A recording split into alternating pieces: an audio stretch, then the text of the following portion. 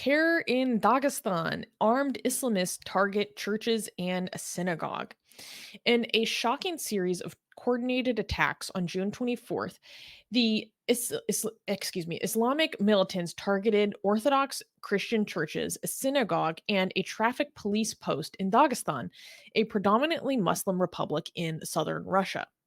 The assaults, which occurred in the cities of Derbent and oh god, I'm sorry, I don't know how to pronounce this. Makhachkala, I don't know, resulted in 20 deaths, including 15 police officers, and left 46 people injured. The attackers used firearms and Molotov cocktails, setting fire to religious buildings and vehicles. In one particularly brutal incident, Reverend Nikolai uh, Kotelnikov, a 66-year-old Orthodox priest, had his throat slit before his church was set on fire. The attacks coincided with the Orthodox celebration of Pentecost, adding to their emotional impact. So, another Islamist terrorist attack on a religious holiday. Dagestan's governor, Sergei Melikov, at- attributed the violence to foreign directed sleeper cells, stating that the assailants aimed at sowing panic and fear.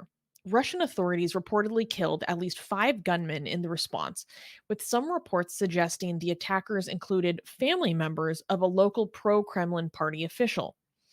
This violent outbreak, the deadliest in Russia since the Crocus City Hall attack in March that killed 145 people, has reignited concerns about religious extremism in the region.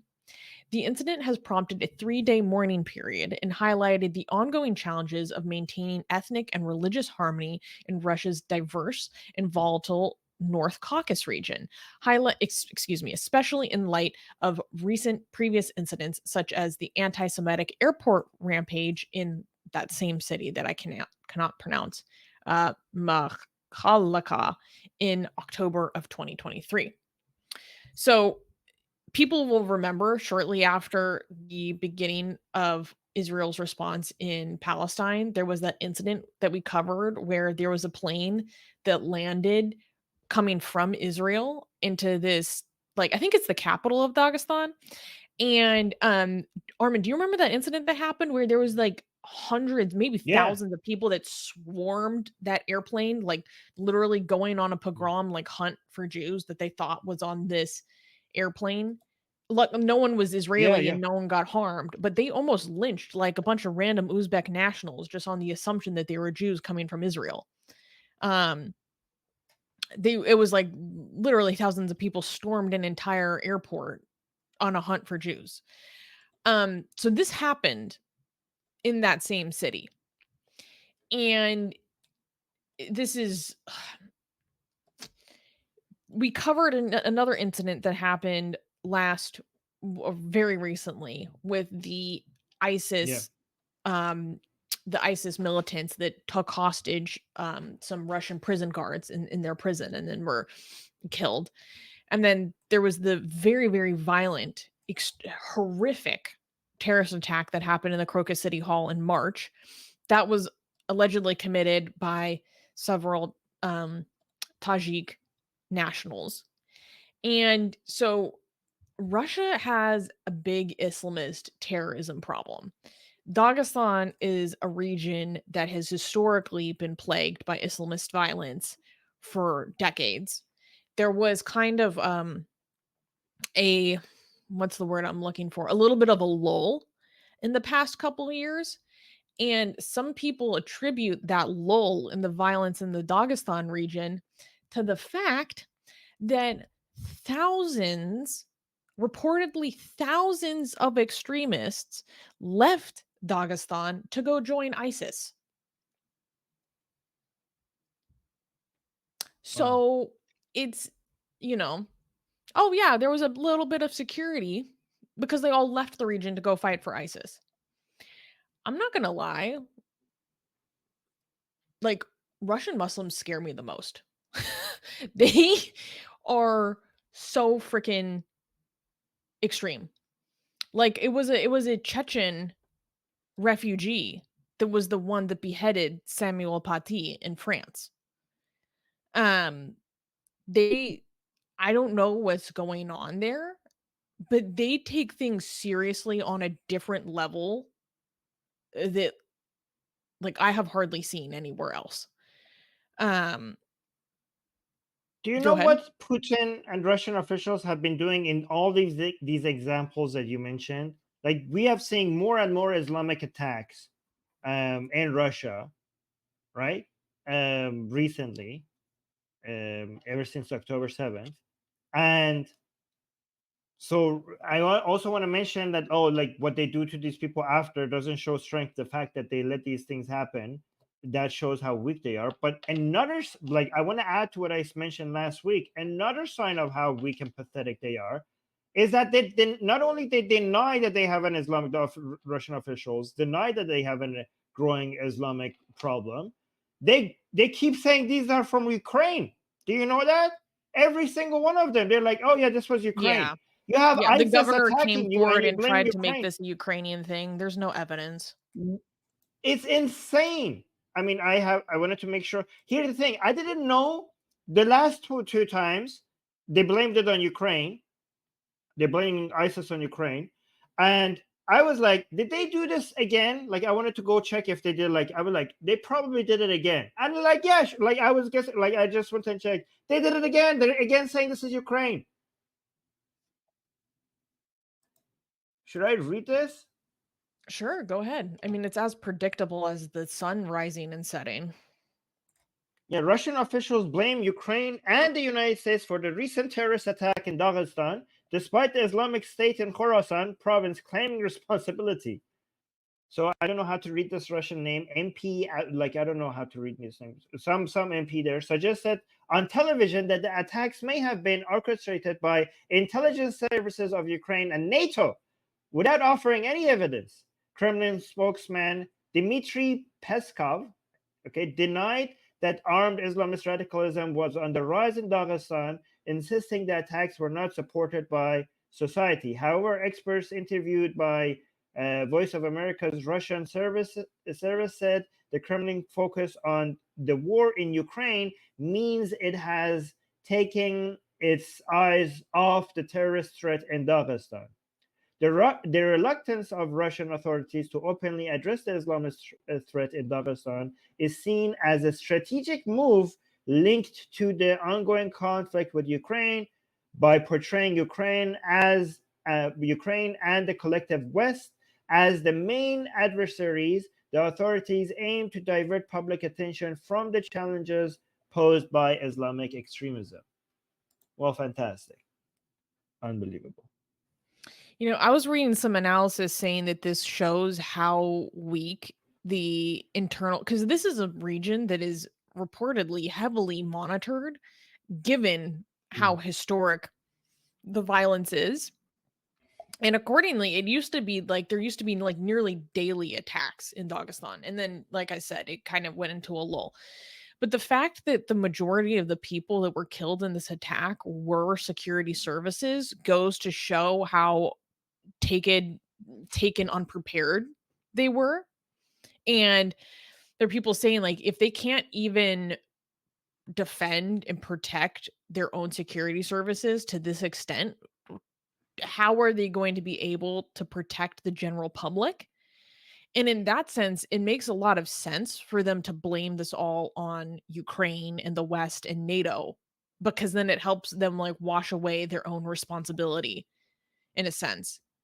Um, it helps kind of cover up how weak they actually are against these threats. Um, we just got a super chat from John. Do we want to move to that, or do you have other things you want to touch on? Yeah, I'm actually fact checking what he's saying to be able to respond to that. But yeah, is there any other things that you want to read in the chat before I fact check what he's saying? Because I give it. No. Oh, okay. All right, so let's do this. Let's go to super chat. Yeah. John is saying, so Le Pen, talking about Marie Le Pen in France, praised Assad. Maloney repeated IRGC lie during war on ISIL that Hezbollah militia are guardians of Christians. I don't know what one can do with that. So okay, so let me check. Okay, so here's the thing. First of all, I really like many of the positions of Giorgia Meloni. Obviously, she's going to have positions. Anybody, any politician is going to have positions that I don't like, right? The main things I like about Giorgia Meloni is that he's somebody that is considered to be more right-leaning and called far right by many people around the world. Yet she is taking a hard position against Russia and in favor of NATO and and working, and she's not anti-EU. And I want us to support politicians who are aggressively taking a position against Islamic immigration, but they're not anti this, global institutions like the United Nations and NATO, and are taking a hard stance against countries like Russia and China. Because the problem with some of these more right-leaning parties are that they are too close with Russia and China. So Marine Le Pen, for example, is more of a person that I have more criticism of because she's more closer to, countries that have more illiberal stances, right? But I really like to celebrate Meloni because she's one of the people who is considered to be far right by so many people, but at the same time, she is in favor of working with these global institutions. So I like her. So I checked whether isn't she pretty Meloni. Eurosceptic though? No, not so. Depends on what you mean by Eurosceptic. If Eurosceptic means that they want to destroy, like get out of EU, no, she's not that at all. Okay. If Eurosceptic means it's a spectrum, it's not black and white. Okay. If Eurosceptic means that you want some limitation of how much influence the United Nations, the European Union has in the policies of your country, well, there's different degrees to it, and actually, it makes sense. Like you could still be in favor of working with the EU, but also making sure that your country as a nation state has the independence of having its own policies without it being ordered from another institution to your citizens. So that depends on what you mean by Eurosceptic. But what John is saying regarding her, so apparently yes, Giorgia Meloni previously praised Hezbollah and other allies of Bashar Assad for being defenders of Syrian Christians, and I condemn that. That's an insane position to take, and I do not like that position. But again, if you are saying that we should be against completely these parties, I could recognize the correct position sometimes these parties take. So, for example, like for even individuals, right? Like Tommy Robinson, for example, he says a lot of things that I agree with, but I'm not going to deny that the guy is an anti-vaxxer, which is insane. He also believes in some really crazy conspiracy theories. For example, he believes 9/11 was an inside job. I can at the same time recognize that his position against the rise of Islamism in the UK and insane immigration policies, those positions are good, while at the same time realizing that, okay, your claim about 9/11 being his inside job is insane. It's not black and white. You can at the same time support some people's positions and be against them.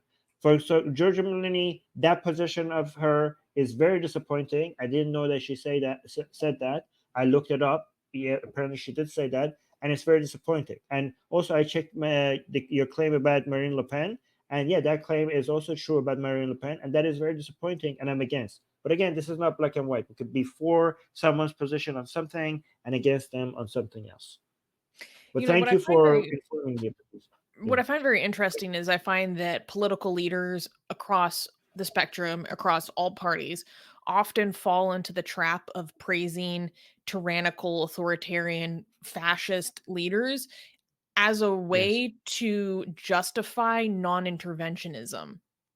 So I'm not familiar with either of these specific instances or claims, but I'm not going to make an assumption. But it'd be very interesting to see to what extent was it a justification for non-interventionism, for isolationism.